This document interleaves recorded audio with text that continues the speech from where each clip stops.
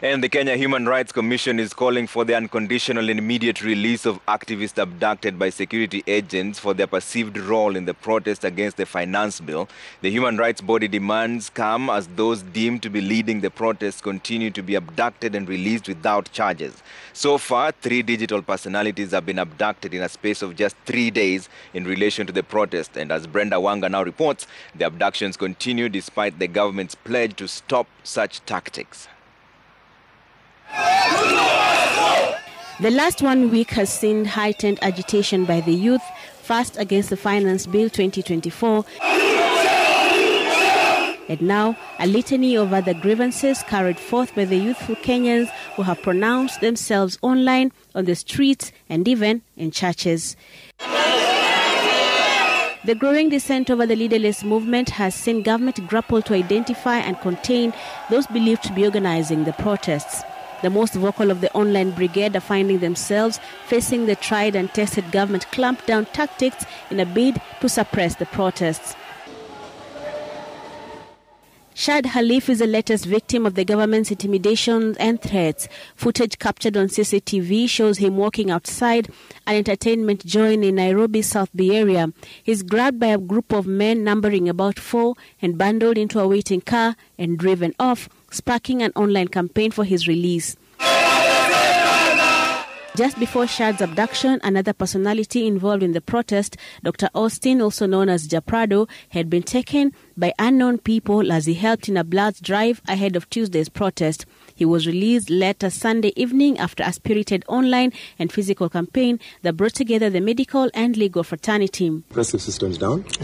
Down with them trying to kidnap young people. Japrado is free, guys. The arbitrary arrest commenced on Friday night with the taking of Billy Simani, also known as Billy the Goat Online, who was abducted from his home by unknown people. It took a day-long social media campaign to have him released from custody.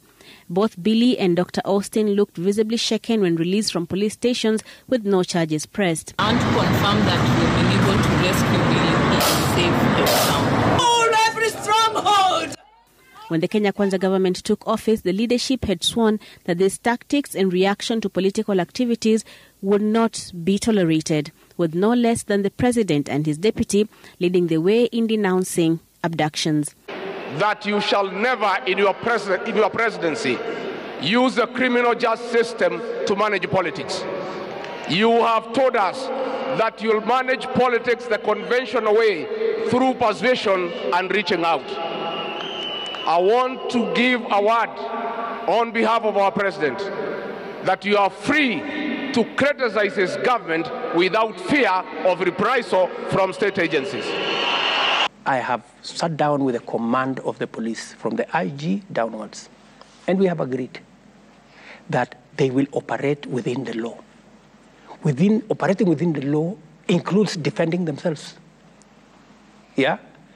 They are licensed to use firearms to deal with criminals, but to also defend themselves. Barely 2 years into the administration, and it would appear that the script has remained the same and the playbook is still in force. The actions of the law enforcement has drawn the ire of both the general population and the human rights sector. The Kenya Human Rights Commission is calling for an end to this trend. In a statement, the organization questions the timing and intent of the arrests. KHRC says the abductions, mostly occurring at night and conducted by police officers in civilian clothes and unmarked cars, are intended to intimidate protesters planning to attend future peaceful demonstrations aimed at pressuring MPs to reject the bill.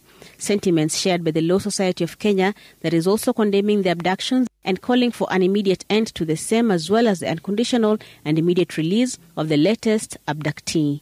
Brenda Wanga, Citizen TV.